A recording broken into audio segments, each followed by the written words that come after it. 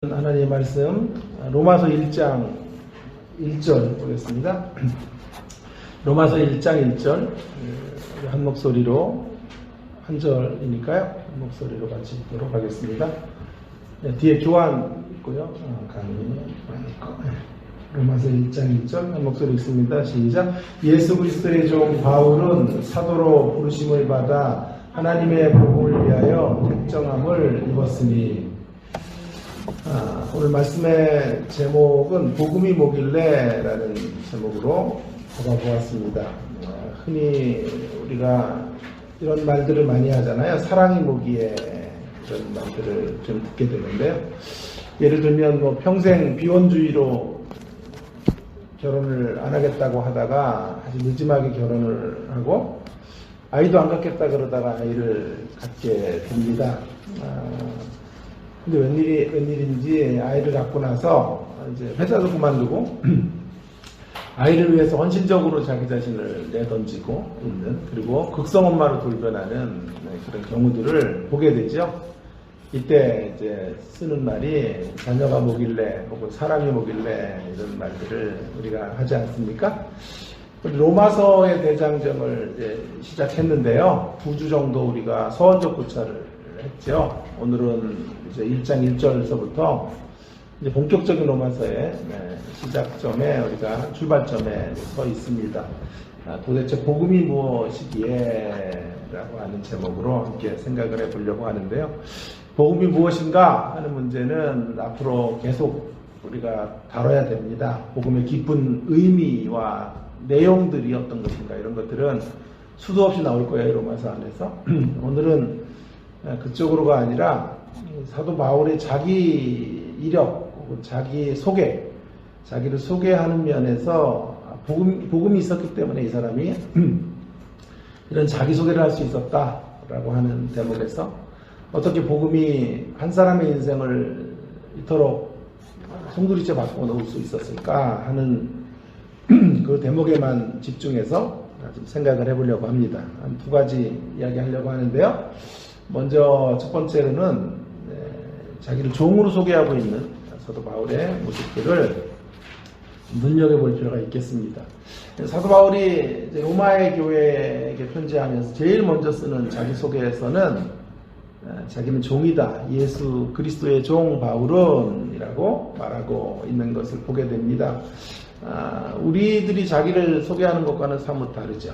우리들은 자기를 소개할 때 자기가 가장 사람들 앞에 능력 있게 비칠 수 있는 이력들을 내세우지 않을까요? 저 같으면 세상과 좀 차별화된 어떤 대목들을 말하려고 하겠지요. 저 같으면 백석대학 교수다 이렇게 이야기를 한다거나, 그것도 좀 안 될 것 같으면 원장이다 이렇게 해가지고 내 자신을 소개하고 그렇게 첫 줄에 그런 이야기들을 올려놓겠죠. 이것이 자기를 소개하는 방법인데, 오늘 사도 바울은 첫 번째 가장 중요한 자기소개의 첫 줄을 나는 종입니다 라고 말하고 있는 거죠. 여기서 이제 많은 목회자들이 이걸 본받아 가지고 목회자들이 자신을 종이라고 이렇게 이야기하게 되는 거죠. 그런데 잘 보면 말만 종이지 실제로 종의 삶은 사는 것 같지는 않아요. 레토릭으로 내가 종이다 이런 얘기들을 하는 것을 보게 됩니다. PR용, 자기를 PR하기 위해서 종이라고 하는 이런 주장들을 하게 되는데, 실제로 또 종이라고 부르면 또 기분은 또 발끈해요. 그래서 이제 한국에서 나온 말이 종님이라는 말이 나왔다 그러잖아요. 우리나라에만 유일한 말이에요. 종님이라는 거. 그러니까 종놈은 있어도 종님은 사실은 이게 희한한 조합 아니에요? 종과 님의 조합이라는 게 세계 최초가 아닌가 이런 생각을 이제 하게 되는데요. 여러분 어떻게 생각하세요? 종님에 대해서, 종님이라는 표현에 대해서 어떠십니까? 그렇게 부르는 거에 대해서 어떻게 생각하세요? 장주사님 어떻게 생각하세요? 부를 수 있어요? 불러본 적 있어요? 불러본 적 없대요. 종님 시비를 거는 분들이 되게 많죠. 대다수가 시비 걸죠. 도대체 종님이라 그럴 거라면 종이라는 말을 쓰지를 말아라. 이런 게 대다수의 비판거리인데요. 종이라는 건 낮아짐인데 거기다 님을 붙여서 그게 무슨 말도 안 되는 표현이냐 이렇게 주장을 이제 하는 분들이 되게 많아요. 저의 생각은 어떨까요? 저의 생각은 그 비판을 일단은 받고요. 그런 비판이 가능하다라는 것부터 먼저 말씀드리고, 겸손을 가장한 대접까지 생각하는 두 가지 모두를 끌어내려고 하는 게 종과 님의 조합이다라는 측면에서는 비판이 가능하다라고 생각해요.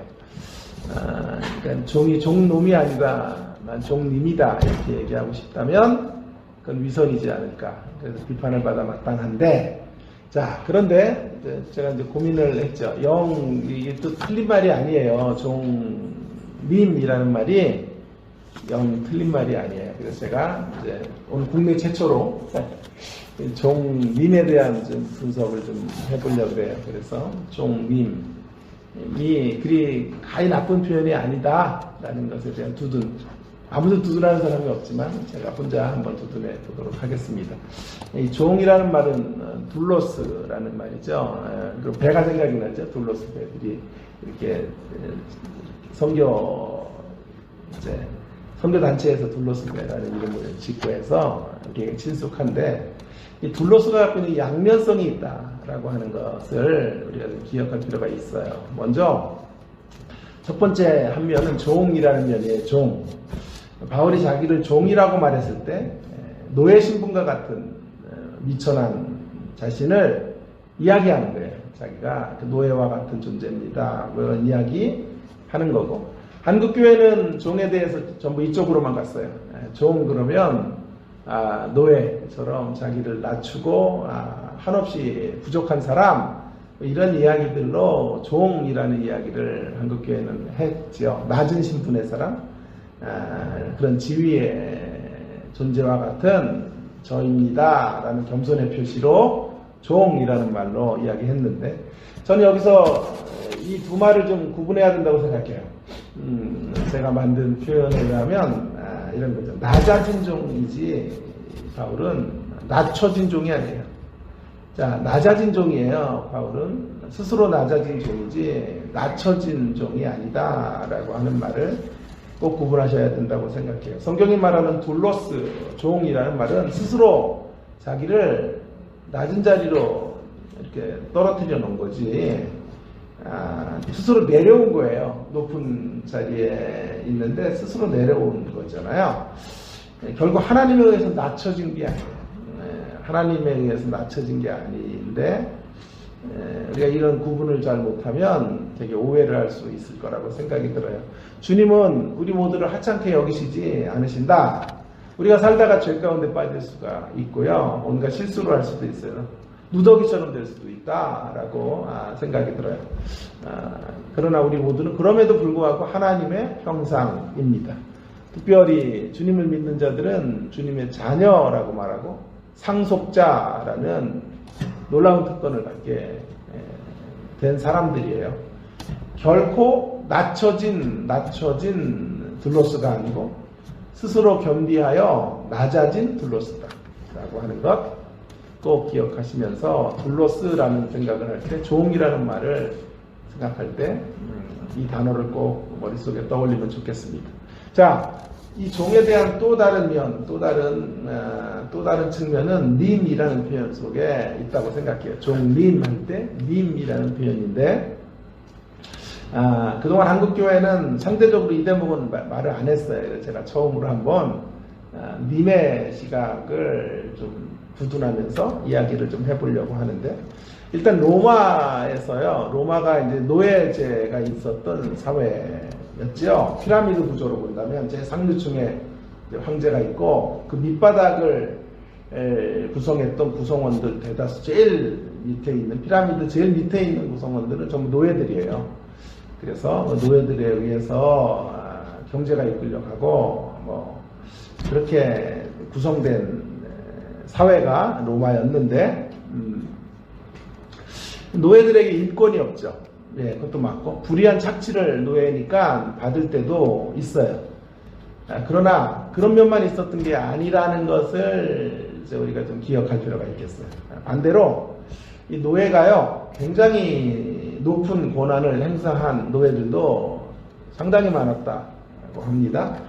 예를 들어 유력한 정치인들의 노예라든가 빌립보 4장 22절 같은 데 보면 가이사의 집들, 가이사의 집에 많은 이제 종들이 있었어요.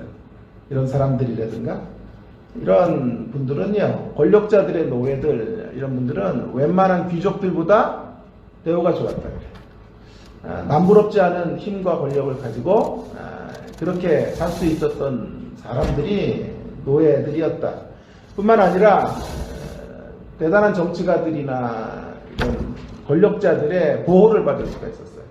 지위를 유지해 갈 수 있었고 안전이 보장되는 사람들이 노예였다라는 최근에 많은 연구들이 이제 밝혀지고 있어요. 뿐만 아니라 이 노예제도가요 매우 개방적이었다라는 이런 시선도 있어요. 무슨 말이냐 하면 얼마든지 자기가 노예를 그만두고 싶으면, 그러니까 절차를 밟아서 노예를 그만둘 수 있는 해방 노예, 자유롭게 된 그런 노예들도 얼마든지 그 길을 선택할 수 있었는데, 여러분 남북전쟁 같은 때 이렇게 노예들이 해방이 되지만 대다수의 노예들이 또 다시 백인들에게 와서 우리를 다스려달라 그렇게 이야기하는 분들이 많았다 그러잖아요. 실제로 해방이 되니까 경제적인 삶이 이루어질 수가 없으니까요. 그래서 이런 해방된 노예들이 될 수가 있었음에도 이제 노예로 그냥 남아있는 사람들이 많았다라는 이야기들을 하고 있어요. 자, 그렇다고 하면 이 노예, 내가 그리스도의 종입니다 라는 말은 자기를 한없이 낮추는 이야기만이 아니고요. 여기 안에 이 종은 해방된 종이에요. 해방된 종. 해방된 그리스도의 은혜로 인하여 복음으로 말미암아 해방된 종으로 내가 서 있습니다. 이렇게 자기 자신을 소개하고 있는 것이죠. 그래서 존귀한 대접을 받고 있는 종, 존귀한 대접을 받고 있습니다. 그리스도에게 그런 뉘앙스가 이 안에 담겨져 있기 때문에 님이라는 표현을 쓸 수 있다고 저는 생각하는 거예요. 그렇다고 또 오해하지 마세요. 교회에서 종님, 귀한 하나님의 주님의 종님 왜 이렇게 말하는 용어를 계속해서 사용하자 그런 얘기를 하는 게 아니고, 그런 얘기를 제가 말씀드리는 것이 아니라 이 종과 님의 합성어가 이제 어쩌면 이 로마서 1장 1절에 예수 그리스도의 종이라는 이 단어를 푸는 굉장히 중요한 힌트가 될 수 있겠다라는 말씀을 드리는 것이고요. 이 종이라는 말이 갖고 있는 어떤 양면성, 양면적 측면 혹은 다차원적인 의미가 그 안에 숨겨져 있다라고 하는 걸 말씀드리고 싶은 거예요. 한국교회는 종하니까 낮아진 사람, 신분이 맨 밑에 있는 사람으로만 생각하면 안 되겠다라고 하는 것이죠. 이러한, 그래서 후자의 대목, 종이 가졌던 지위와 구속됨에 대한 강조점, 이런 부분들을 해방된 종의 강조점을 조금 더 부각을 시켜서 약간 평형을 유지해야 되지 않을까 하는 말씀을 드리고 있는 것이죠. 바울이 말하는 종은 그저 비천한 노예로 대접받는 그런 존재다라는 의미를, 그런 의미로만 풀 수가 없다고요. 바울이 말하는 여기 종이라는 말은 한마디로 높여진 종이에요. 높여진 종. 높여진 둘러스. 높여진 둘러스. 그렇지만 제가 또 하나 말을 만들었어요. 스스로 높아진 둘러스는 아니에요. 자, 높여진, 하나님에 의해서 높여진 둘러스이지만 스스로 높아진 둘러스가 아니다. 하나님에 의해서 높여진 거지.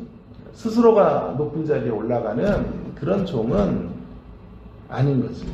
자, 그렇다고 하면 이 양면성을 다 갖고 오늘 예수 그리스도의 종이라는 말을 이제 종합적으로 우리가 생각을 해본다면 이런 뜻이 되겠어요. 뭐 이걸 궤변이라고 말해서 욕을 먹을 수도 있겠지만 저는 이 두 가지면 양면적인 걸 다 고려해야 된다는 생각을 해요. 그래서 제가 늘 강조하는 게 통합이고 조율이고 그다음에 통전이고 이렇게 함께 균형이라는 거죠. 균형. 기독교 신앙의 균형에 대해서 강조하는데 둘로서도 역시 기울어진 운동장처럼 한쪽 면만 다뤄서는 안 된다. 균형을 가지고 해석해야 된다라고 한다면 둘을 종합하면 내가 종입니다 라는 말은 이런 뜻이 되겠습니다. 풀어서 말하면 저는 하나님 앞에서 스스로를 계속 낮추고 하나님 앞에서 제가 낮아지고 낮아져서 하나님에 의해서 높여지고 인생의 길을 걷는 사람입니다. 세상적으로 자랑거리가 많지만 하나님 앞에서 끊임없이 저를 낮추고 겸비해져서 그래서 비천한 인생이 아니라 하나님이 높여주신 진정한 높음의 자리로 가는 내가 스스로를 높이면 꼴불견이에요. 그런 인간은 어디에서도 종종 못 가요. 그러나 스스로를 끊임없이 낮추고 낮아져서 하나님의 손끝에서 하나님의 역사하심 속에 높여져서 존귀한 인생이 사람 바울 정으로 저를 소개합니다. 이렇게 이야기하고 있는 것이죠. 예수님의 종으로 낮아지고 또 낮아져서 예수님의 은혜 가운데 다시 높여지는 진정한 존귀함을 받은 인생 종으로 저는 로마에 있는 형제들에게 이 편지를 씁니다. 이렇게 말씀하고 있는 거예요. 여러분, 만약 우리가 이런 종의 길을 가지 않는다면 우리 스스로가 낮아진 자로 하나님에 의해서 높여진 종이 되지 않는다면 우리는 어떻게 살까요? 예수 그리스도의 종이 아니라면 우리의 남은 인생은 예수 그리스도의 종이 되지 못했다면 우리의 삶은 온통 로마의 종으로 사는 거예요. 제국의 종으로 살다가 저와 여러분의 인생을 마칠 수밖에 없었을 거예요. 제국의 종의 가치에 붙들려서 세상 제국의 종 노릇하다가 끝나는 거죠. 그 세상 제국을 이끄는 만몬의 세력 앞에 한없이 맥을 못 추고 살다가 끝나는 거예요. 조용남 씨가 여러분 신학을 하시는 건 알죠? 신학을 하다가 이제 기독교를 부인하는 자리로 오히려 떨어졌죠. 근데 그분도 좀 이렇게 멋있는 어록도 좀 만들고 해요. 근데 자기가 지금처럼 이렇게 이 나이 먹도록 살아보니까 인생이 딱 두 종류더라 그래요. 두 종류. 그분의 표현으로 말하면 인생은 두 종류인데 돈 벌다가 죽는 사람, 돈 남기고 죽는 사람. 인생이 딱 두 개래요. 돈 끝까지 벌다가 마지막 순간까지 돈 벌다가 죽든지 돈 남기고 죽든지 둘밖에 없다. 이제 이렇게 이야기를 했대요. 의미에 보면요, 좀 맞는 말인 것 같아요. 평생 세상에서 산다는 건 돈을 쫓아서 계속 돈을 벌다가 죽든지, 좀 넉넉하면 돈 좀 남겨놓고 죽든지, 그거밖에 없는 인생. 평생 스스로 스스로 높여지고, 스스로 자기를 높이다가 어떻게 되나요? 이런 인생. 세상 밖에서 이렇게 제국의 종으로 살던 사람들은 늘 평생 자기를 스스로를 높이다가 주님에 의해서 낮춰졌어요. 주님에 의해서 떨어지고 더 떨어질 것이 없어서 이제 어디까지 가는 거예요? 영원한 불못에까지 이르게 되는 인생으로 끝나게 되는 거예요. 여러분, 오늘 우리가 그런 인생들이었죠. 우리가 주님 밖에서 그렇게 살았던 제가 그랬고, 여러분 우리 모두가 그런 인생을 살았고, 주님을 만나지 않았더라면 우리는 그런 인생의 가치가 전부인 줄 알고 한 생에 돈을 벌다 살든지 돈을 좀 남겨놓고 떠나든지 두 개밖에 없는 인생의 길을 선택지가 그 두 개밖에 없었던 사람들이었는데 예수님을 만나 예수 그리스도의 종이 된 거예요. 그래서 이게 얼마나 감격스러운 말인지 몰라요. 예수 그리스도의 종 바울은, 나 바울은 예수님의 종입니다. 이렇게 말하고 있는 거죠. 그렇다면 이제 남은 인생은 어떻게 살아야 될까요? 남은 인생은 그분 앞에서 한없이 낮아지는 자, 낮아지고 더 낮아진 자, 낮아지고 낮아진 자리를 선택해 내려가면요, 우리 주님이 우리를 계속해서 존귀한 자리로 이끌어주세요. 높여지는 자리로 계속 우리를 초대해 주시는 그런 인생의 걸음들을 걷게 되는 저와 여러분 모두가 되기를 주님의 이름으로 축원합니다. 이런 개념은 아마 국내 최초가 아닐까 그런 생각을 제가 하죠. 자, 그래서 사도 바울은 결국 이렇게 이야기를 해보면요, 자신에 대하여 복음으로 말미암아 자신이 종이 되었다, 이렇게 지금 이야기하고 있는 거예요. 그 말은 정리하면 소유권이 바뀌었다, 이런 뜻이에요. 소유권. 세상의 소유로 살다가 예수님의 소유가 되는 사람이 접니다, 이렇게 말하고 있는 거죠. 어느 학교에서 아버지, 우리 어릴 때 직업 적어라 그러잖아요. 직업조사. 그래서 60년대 얘기인데요. 그러니까 아이가 이제 직업을 적기가 좀 그래서 아버지가 이제 뻥튀기 뭐 이렇게 장수셔서, 그래서 뭐 그걸 직업 이렇게 적었대잖아요. 곡물팽창 주식회사 운영하신다, 뭐 이렇게 적었다고 그랬잖아요. 그래서 아버지가 이제 절도하고 이제 도둑인데, 또 그것도 어떻게 도둑이라고 적을 수가 없어서 이렇게 적었대잖아요. 소유권 이전 전문가, 이렇게 가지고 소유권을 이전시키는 전문가다, 이렇게 적었다는데, 했구나, 내가 이게 웃지도 않아요. 자, 그래서 우리의 소유권이 바뀐 사람, 우리의 소유권이 이제 바뀐 사람을 종이라고 말해요. 남은 인생, 우리의 소유권이 바뀐 자로, 세상은 무엇인가를 소유하다가 소유물이 돼요. 그것을. 이게 세상이에요. 뭔가를 계속 소유하려고 하다가 결국 소유물이 되어져서 비극적 인생의 말로로 가는 거고, 우리는요, 복음으로 인하여 만난 예수님을 소유한 자로, 예수님의 소유가 된 자로, 예수님의 소유가 된 자로 그분을 소유하고 살아가는 우리가 되기를 간절히 바랍니다. 그게 예수 그리스도의 종이라는 말이 갖고 있는 양면적 메시지이고 깊은 의미라고 말할 수도 있겠습니다. 자, 두 번째로는 이제 종에서 시작해서 자기소개를 어떻게 말합니까? 바울은 사도로 부르심을 받아 하나님의 복음을 위해서 택정함을 입었다. 사도이고 이제 부르심 받은 택함 받은 자라고 이야기하고 있죠. 하나씩 생각해 보면, 먼저 종이라는 이야기로 자기를 소개한 후에 자기는 이제 사도다 라고 말하고 있죠. 나는 사도입니다 라고 주장을 하고 있는데요, 이 사도라는 말은 매우 변화된 당당함을 이야기하는 메시지라고 할 수 있어요. 자, 그런데 당당한데 우월감이나 굴림의 표현이 아니에요. 사도라는 표현은 그 앞자리에는 종이 있어요. 종을 전제로 한 사도예요.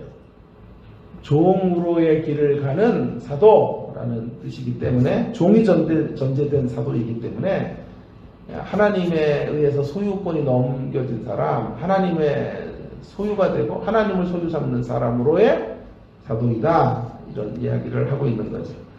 그러나 어쨌든 사도라는 말은 매우 당당함이라는 이야기를 전제로 깔고 있어요. 당참이라는 복음의 위력으로 갖게 된 한 인생의 당당함을 말해주는 표현이 사도인데요, 그러나 결국 교만하지는 않다라고 하는 거죠. 자, 복음은 인생을 힘있게 하지만 힘으로 살게 하지 않아요. 자, 다시 한번요. 복음은 인생을 힘있게 만들지만 힘을 휘둘러서 힘을 과시하면서 살게 하지는 않는다라고 말할 수 있겠어요. 복음은 우리의 자존감을 극대화시킬 수 있어요. 그렇지만 그렇다고 해서 자신감 혹은 자만감을 계속 상승시켜 가지는 않습니다. 복음은 강력한 힘이고 능력이지만 세상적 차원의 힘과 능력을 발동하며 살아가도록 하지는 않습니다. 복음은 내용이 두 가지예요. 사실은 십자가와 부활이에요. 십자가를 전제로 한 부활이기 때문에 강력한 부활의 삶이지만, 복음은 십자가가 없는 부활이 아니에요. 이 면에서 자, 복음의 사도 되었다라고 하는 말은 이런 강력한 삶의 어떤 모습이라고 할 수 있겠지만 십자가가 없는 강력함이 아니에요. 이런 측면에서 우리의 복음적 삶은 팍스 로마나 로마의 평화와는 차원이 다른 거죠. 팍스 로마나 같은 평화가 아니고 그런 힘있는 모습의 삶이 결코 아니다. 그래서 우리가 진짜 사도적 삶을 살고 있다는 것은 있는지를 점검하려면 방향성을 정해야 돼요. 방향성. 참된 복음을 경험했는지 아닌지는 우리의 삶의 방향이 어딘지를 알면 거기서 확인이 가능하겠는데요. 복음을 경험하면 어떻든지 당당함을 가지고 어디로 가냐 하면요. 가치 있는 삶으로 가요. 의미 있는 삶으로 나아가요. 한 생애를 그 일을 위해 매진하다가 거룩한 생애를 마치게 되는 거예요. 복음으로 인하여 눈뜨게 된 그 가치를 살게 돼요. 그게 사도라는 표현 속에 담겨져 있는 메시지인 거죠. 사도의 삶을 살게 되고 사도적 삶, 그리고 사도적 교회의 여정을 우리가 따라가게 되는 것이죠. 자, 사도적 교회가 된다는 게 뭐예요? 사도가 된다라는 건 어떤 의미인가요? 자, 우리가 어떤 어마어마한 일을 한다는 뜻이 아니고요. 복음이 된다는 뜻이에요. 우리가 가는 곳곳에 세상에 능력을 가지고 우리가 복음이 되어주는 거예요. 복음이 되어.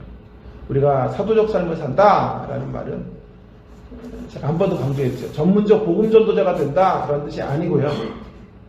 전문적 복음 전도자는 저 같은 사람 하는 거거든요. 목사들이 하는 거거든요. 선교사들이 하는 거거든요. 우리는 전문적 복음 전도자는 못돼도 복음이 되면 되죠. 복음이 되어서 우리가 가는 곳곳에 기쁜 소식이 되는 사람, 미움이 있는 곳에 평화의 복음이 되는 사람, 분열이 있는 곳에 화해의 복음이 되는 사람, 갈등이 있는 곳에 포용의 복음이 되는 사람으로 이 땅을 산다라고 하는 거죠. 흔히 복음이라고 말하면 자꾸 어떤 제도의 개혁 혹은 뭐 형식과 어떤 그런 구조를 바꾸는 거 자꾸 이런 식으로만 우리가 생각을 하면 안 돼요. 자, 오늘 사도가 바울이요 사도로 사는데요. 로마로 가죠. 스페인까지 또 복음을 증언하러 나아가려고 하는데 이방인 선교를 하는데 그를 사도로 보내시면서 보냄받은 자거든요. 사도. 보내면서 하나님이 이렇게 약속하지 않았어요. 노예제도 내가 개혁할 거다. 일부 다처제 내가 깨부실 거다. 불의한 세상 내가 다 고쳐놓을 테니까 가라. 그렇게 보내시지 않아요. 그때나 지금이나 여전히 세상은 불공정하고 여전히 이 땅에 기울어진 운동자 같은 삶의 모습들이 가득하고 아니 제가 보기에는 주님 오시는 날까지 세상은 이러한 모습을 극복하지 못할 것이다 라고 생각해요. 여러분 뭔가를 개혁한다는 사람들이 무서운 사람들이에요. 그런 사람들은 늘 개혁의 대상이 되더라고 나중에. 엄청난 이름으로 개혁을 시작한 사람들이요. 그래서 누군가의 칼을 들이대면 나중에 본인이 또 개혁의 대상이 되는 이런 문제들의 자리를 떨어지는 것을 얼마나 많이 보는지 몰라요. 어느 신학교에서 학기말 시즌에 컨닝을 했어요. 학생 하나가.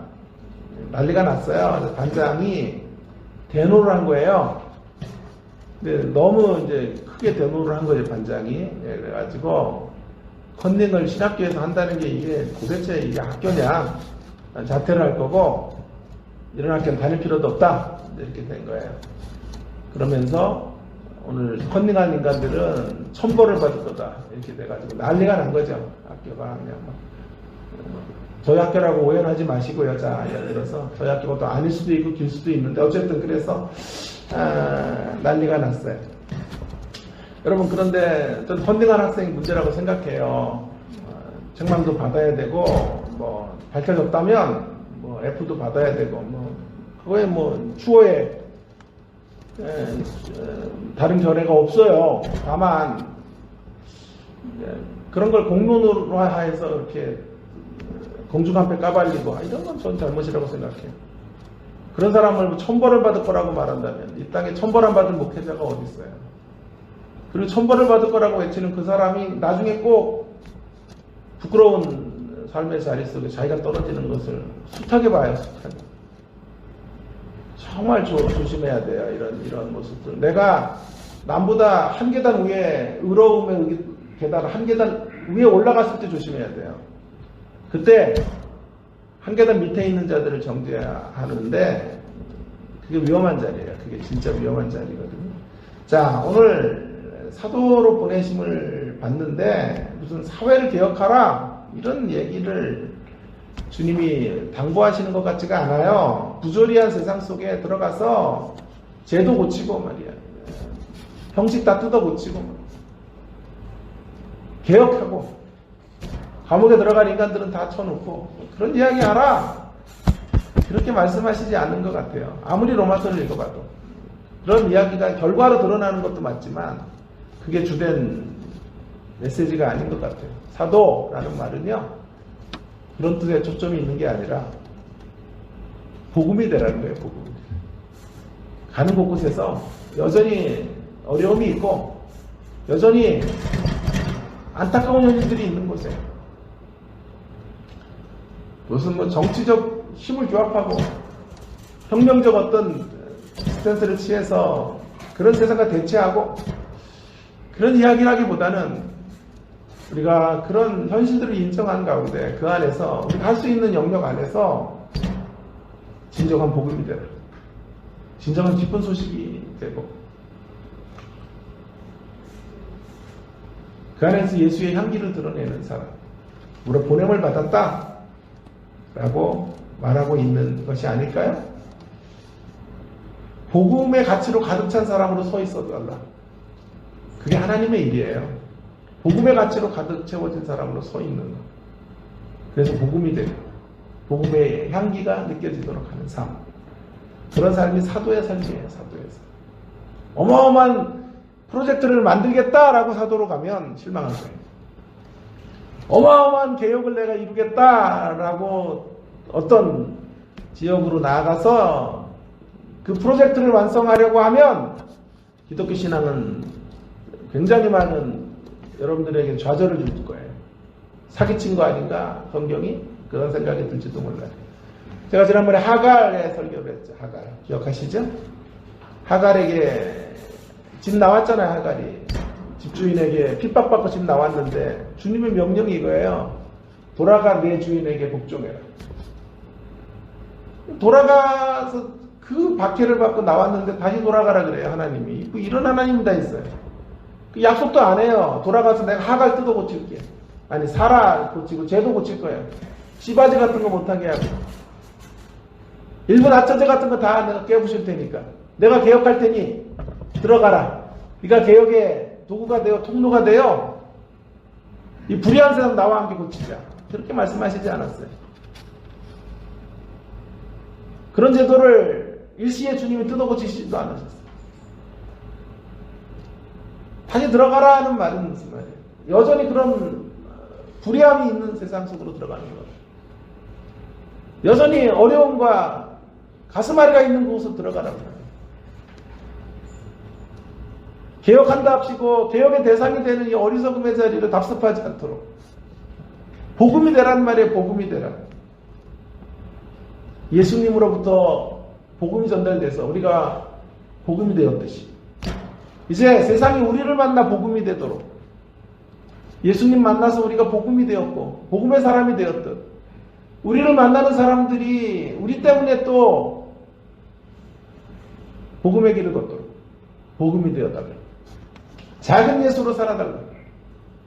어마어마한 개혁의 프로젝트를 못 이룬다고 해도 곳곳에서 작은 예수로 내가 할 수 있는 범주 안에서 해야 될 일들을 감당하는 그런 작은 예수의 가치를 드러내는 복음으로 서달라. 그 결과는 하나님께 맡기고 우리 그렇게 살아가는 거예요. 대단한 일을 전 교구를 저에게 주십시오. 저는 그런 기도 잘 못해요. 잘 해본 적도 별로 없어요. 전 교구는 여기 설교 이렇게 몇 년 해도 숫자가 줄잖아요. 저는 막 하면 몇천 명 늘 줄 알았더니 안 되는 것 같아요. 그런 기도보다 제가 하나님 앞에 많이 하는 기도는 하나님 저 때문에 누군가가 상처 입지 않게 해주세요. 오늘도 제가 또 누군가 만남의 자리에 상처 주지 않도록 목사가 왜 저래? 교수가 왜 저 모양이야? 저 때문에 실족하는 사람은 없도록 주님 저를 붙잡아 주셔서 제가 있는 곳곳에서 있는 모습 그대로 복음이 되면 좋겠습니다. 그게 사도의 삶이 아닐까요? 나는 사도입니다. 그 메시지가 그런 자리로 우리가 적용하고 그런 결단으로 우리를 이끌어가야 된다고 생각합니다. 마지막 하나, 택하심을 입은 택하심, 택함을 받은 자로 자기를 소개하고 있어요. 첫째는 종이었고 둘째는 뭐였죠? 사도는 복음이 되는 거라고 말했고 세 번째는 택하심을 받은 자, 택하심을 입은 자라고 자기를 말하고 있죠. 여기 이제 자꾸 이제 우리가 오해를 하는 것은요, 하나님이 탐나서 택했다 이렇게 생각하는 거예요, 사도 바울을. 그러면 이런 뜻이 되는 거잖아요. 너무 탐나는 인물이어서 스카우터를 통해서 조사하게 하고 인간들 조사한 후에 스카우트 하신 거예요. 이정우가 뭐 1,100억 받는다잖아요. 그만큼 연봉을 책정해서 스카우트한 것이다 라고 생각하는 경향이 있어요. 그러나 절대 그렇지 않고요. 오늘 본문을 잘 보면 택하심을 입었다, 택정함을 입었다 라고 말하고 있죠. 택정함을 입었다 라는 말은 주님을 택했거나 그가 의로와가지고 주님 앞에 선택된 게 아닌 것을 우리에게 말해주는 거죠. 하나님의 은혜와 긍휼을 따라 택정함을 입은 거예요. 팀 켈러의 워딩으로 말해보면 이래요. 하나님께서 사랑스러워서가 아니라 우리를 사랑스럽게 만들기 위해 우리를 사랑하셨다. 이게 정확한 답인 것 같아요. 하나님이 사랑스러워서가 아니라 사랑스럽게 만들기 위해 우리를 사랑하셨어요. 사도 바울이 뭐 사랑스러워요? 이 당시에 교회를 핍박했던 자인데, 주님이 그를 부르실 때 교회를 박해했던 자인데, 스데반 죽이는 일에 가담했고 예수 믿는 자들 죽이려고 교회와 대척점에 서 있었던 사람이잖아요. 그러니까 이쁜 짓 해가지고 부른 건 아니란 말이에요. 정확한 말은 사랑스러워서가 아니라 사랑스럽게 만들어가기 위해서 부르신 거죠. 왜 택하셨어요? 택하실 만한 이유가 있어서가 아니라 택하실 만한 이유가 없는데 이제 그를 빚어가면서 그를 택하신 이유들을 만들어 가시기 위해서. 그래서 주님이 그를 부른 거예요. 어쩌면 우리 주님의 모습은 히딩크 감독과 같아요. 히딩크 감독이 보세요. 박지성 같은 사람 발굴하잖아요. 가능성을 보고 발굴하잖아요. 무명의 선수를 발굴해서 맨유에서 뛸 수 있는 세계적인 선수 만들잖아요. 근데 예수님은, 우리 주님은 히딩크보다 더 위대한 분이에요. 자, 박지성 같은 선수는 안에 가능성이 있는데 그게 개발이 안 된 거잖아요. 지도자 만나서 개발시켜 준 건데, 우리 주님의 사랑은 어떤 사랑이냐 하면요, 우리를 향한 택하시면 우리는 가능성도 없어요. 어떤 사람 아무 가능성도 안 보여. 없어 그거를. 근데 가능성을 부여해 주시고 가능성을 친히 만들어 주시기 위해서 우리를 불러주신 거예요. 그러니까 히딩크 감독보다는 수천 배 수만 비교도 안 되지. 히딩크는 남의 지도자들이 못 봤던 가능성을 보고 박지성 부르고 몇몇 선수들 불러서 세계 무대를 내보냈지만 그 안에 내재될 가능성이 있었다는 거잖아요. 자, 여기 택정함을 입었다라는 말은 그 정도 이야기가 아니고요. 우리 안에는 어떤 가능성도 없어요. 우리가 바닥을 칠 때에도, 우리가 죄악에 빠졌을 때에도, 그 자리에서도 주님은 우리의 가능성이 있어서라기보다는 가능성을 만들어주기 위해서 우리를 불러주신 거예요. 그래서 그를 사도로 삼고 그를 통해 하나님의 일들을 이루어가게 하시는 거죠. 힐만이라고 하는 유명한 신학자는 이 본문을 택정함을 입었다라는 시제를 완료 시제라고 말하면서요, 이런 말을 하더군요. 제가 그대로 읽어볼게요.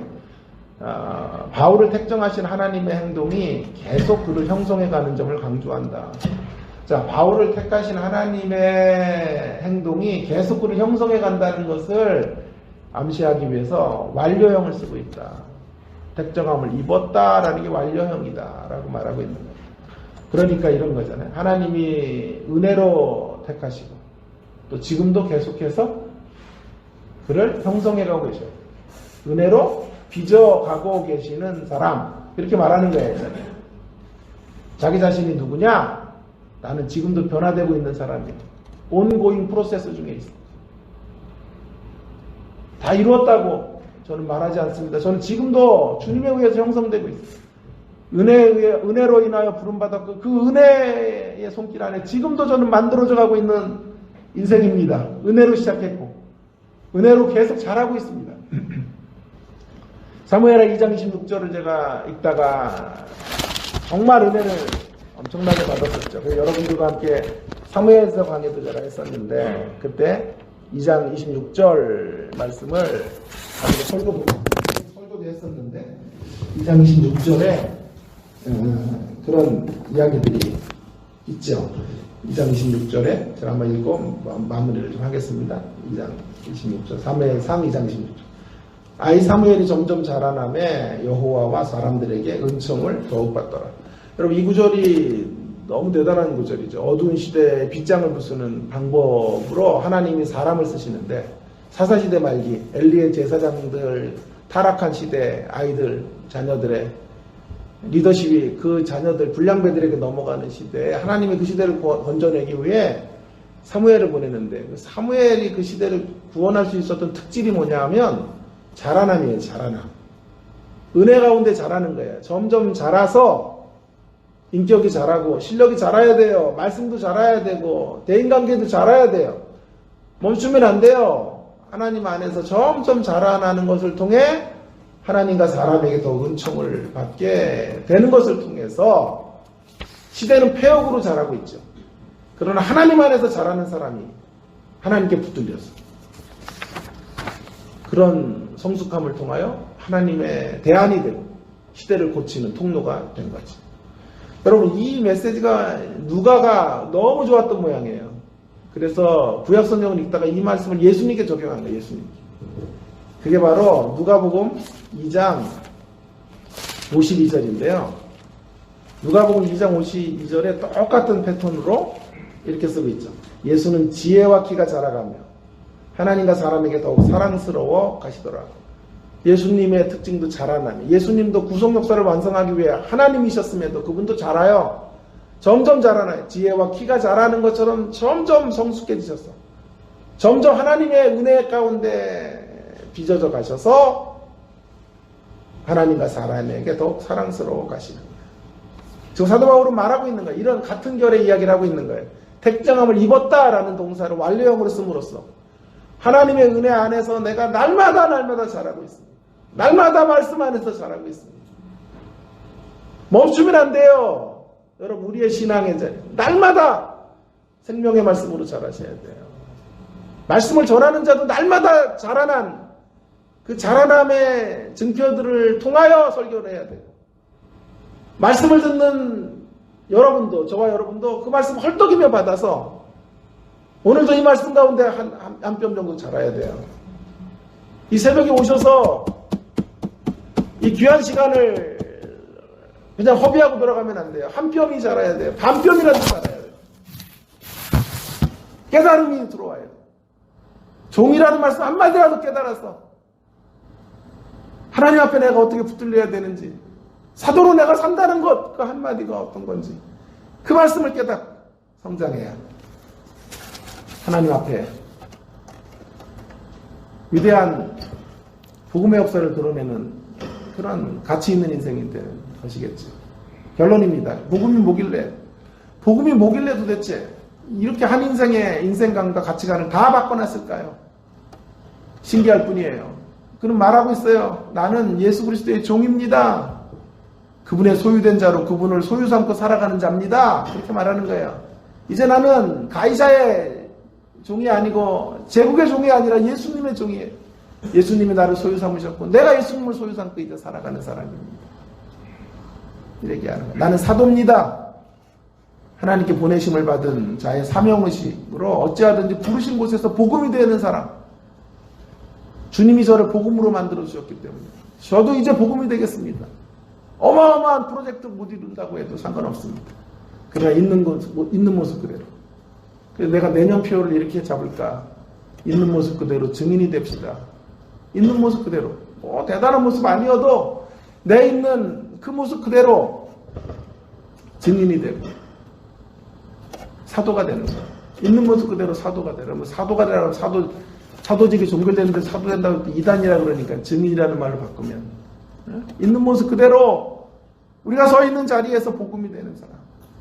저는 그렇게 살아가고 있는 사람입니다. 이렇게 소개하는 거예요. 또 세 번째로 택정함을 입었어요. 입은 자입니다. 하나님의 은혜로 택하심을 얻고 지금도 그분 안에서 만들어져 가고 있는 사람이에요. 오늘도 저는 그분 안에서 빚어져 가고 있습니다. 오늘도 저는 더 배워야 하는 사람, 더 깨달음의 영역으로 나가야 될 존재입니다. 그렇게 말하고 있는 거죠. 우리에게 이런 소개들이 없어요. 너무 안타까워요. 그저 어느 대학 나온 거, 어느 직장 다니는 거, 어느 위치에 있는 거, 얼마나 대단한 스펙을 갖고 있는가, 이런 홍보밖에 없어요.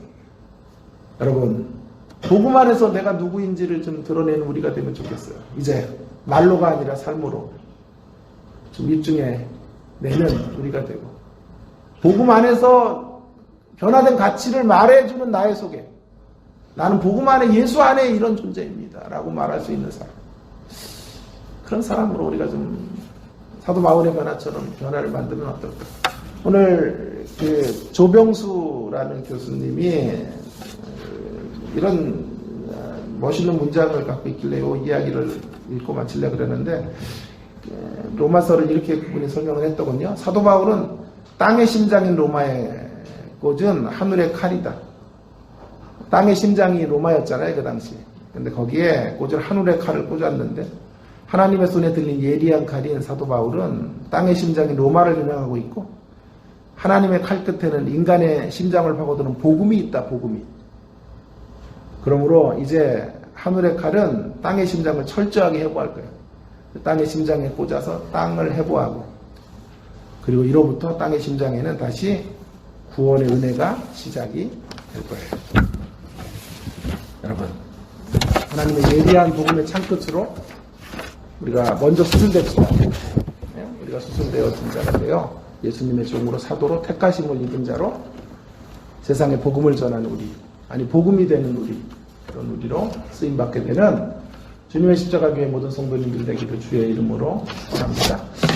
예, 우리 함께 우리 같이 공동으로 기도하겠습니다. 오늘 말씀, 우리가 세상에서 누구냐보다 우리에게 중요한 물음은 하나님 안에서 누구냐, 하나님 안에서 어떤 인생인가, 하나님 안에 나는 종이라고 말할 수 있는 사람인가, 하나님의 소유권 인정하고 하나님을 내 소유로 삼고 살아갑니다. 하나님이 저의 전부입니다. 예수님이 저의 모든 것입니다 라고 고백하며 사는 사람이 자기소개를 이렇게 할 수 있어요. 나는 종입니다. 결코 낮은 신분만 이야기하는 거 아니라 그랬어요. 종이라는 말은 낮은 신분의 이야기만이 아니라 하나님에 의해서 존귀게 되었단 말이에요. 스스로 높아진 거 아니고 스스로 낮아져서 하나님에 의해서 높여지고 높여지는 인생. 저 그런 인생입니다. 이렇게 말할 수 있는 사람.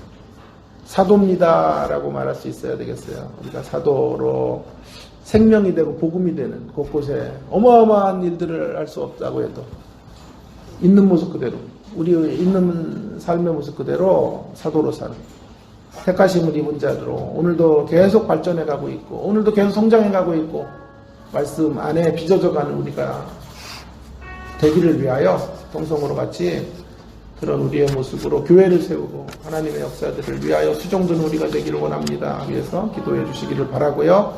우리 교회 위해서 또 위해서도 기도해 주시고, 교회가 좀 어려움의 시기들을 잘 견디고 또 좋은 사역자들을 통해서 교회가 다시 한번 든든하게 세워져 가고 하나님의 뜻을 더 힘있게 이루어가는, 비온 뒤에 땅이 굳어지듯 또 단단해지는 교회로 우리 주님의 십자가 교회가 아름답게 세워져 가도록 정말 서로 대화하고 소통하고 하나로 연합된 교회, 그런 교회들로 우리 교회가 자리매김해 가도록 위해서 기도해 주시고, 우리 안에 연약한 지체들을 위해서도 기도해 주시고, 우리 장로님도 오늘 오셨는데요, 계속해서 장로님 건강을 위해서도 기도해 주시고, 또 우리 새벽에 오신 우리 이석재 성도님 어머님이 좀 몸이 많이 안 좋으신 상태입니다.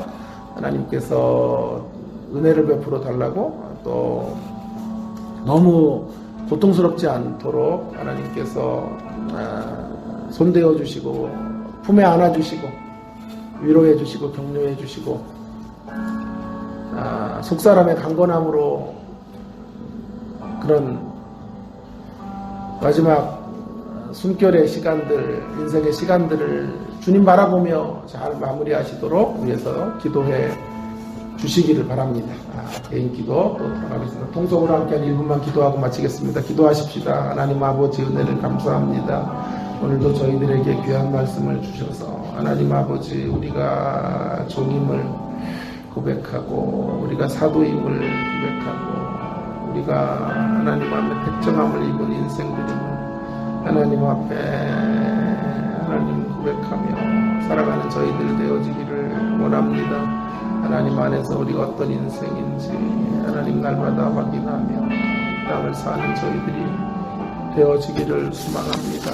하나님 안에서 붙들린 자들, 주님의 소유가 된 자로 하나님 한 분을 소유 삼고 이 땅을 살아가는, 주님이 저의 전부이십니다를 고백하는 하나님 종의 고백을 하면 저희들이 되게 해주시고, 어찌하든지 우리가 이 땅을 사도록 살며 부르신 곳에서 복음이 되기를 소망하며, 아버지 하나님, 주님이 보내시는 그곳에 하나님 아버지 겸손하게 나아가는 저희들이 되게 해주시기 원합니다. 택정함을 입은 자로 늘 그분 앞에 은혜 받은 대로 만들어져 가게 하시고, 헐떡이며 말씀을 받고 변화되어져 가고, 선주로 생각하면 넘어질까 조심하면서 하나님 아버지 어떠하든지 깨달음의 지평들이 넓어져서 아버지 하나님, 하나님의 영광과 이름과 권능 가운데 온전히 붙들려 쓰임받는 저희들이 되어지기를 원합니다. 하나님, 복음이 우리를 이렇게 변화시키고 복음에 붙들린 인생이 되어 이 땅을 살아가는 저희들이 되도록 인도해 주옵소서. 하나님, 우리 주님의 십자가 교회를 하나님도 단단히 세워주시고, 하나님 아버지 부흥이 있게 하시고 안정이 있게 하시고 서로 소통이 있게 하시고 진리 안에 연합하고 하나 되는 놀라운 공동체로 주여 축복해 주시기를 원합니다. 주여 이곳의 교회를 주님이 세우셨사오니 주님의 교회의 이혼이 주님이 이끌어 가시고 주님이 영혼들을 건강케 하시고 말씀에 흥하는 교회 되게 하시고 서로 진리 안에 연합하는 아름다운 교회로 주여 세워주시옵소서. 귀한 교역자가 필요합니다. 하나님, 우리 교회 가장 적합한 믿음의 사람을 보내주시고 하나님의 사람 보내주셔서 하나님 아버지 목양도 이루어지게 하시고 위로받게 하시고 격려받게 하시고 하나님 아버지 든든하게 세워져가는 곧된 교회로 회복되도록 주여 도와주시옵소서. 우리 이석재 성도님 어머님의 남겨진 인생을 축복합니다. 하나님 아버지, 겉사람이 날로 곱비할 수밖에 없지만 하나님 아버지 속사람이 강건하고 주님 안에 심령에 가득 채워진 하나님의 평안으로 하나님 남은 인생의 마지막 경점을 하나님 아버지 점들을 주님의 손 붙잡고 마무리하시도록 주여 도와주시고 역사해 주시고 함께하여 주시기를 원합니다. 주여 함께해 주시옵소서. 하나님 아버지, 오늘 저희들에게 또 귀한 말씀 주셔서 감사합니다. 복음 안에 우리가 예수 그리스도의 종임을 고백하며 이 땅을 사는 저희들 되어지기 원합니다. 주님의 소유된 자로 주님을 소유 삼고 살아가는 저희들 되어지게 해주시옵소서. 주님이 저의 전부입니다. 저의 모든 것입니다. 주님 없이 저는 살 수 없습니다. 날마다 고백하는 인생, 그 인생의 걸음들을 걷게 하여 주시옵소서. 주님, 우리는 사도입니다. 하나님께 보냄받은 자로 부르신 곳에서 있는 모습 그대로 생명이 되고 복음이 되기를 소망합니다.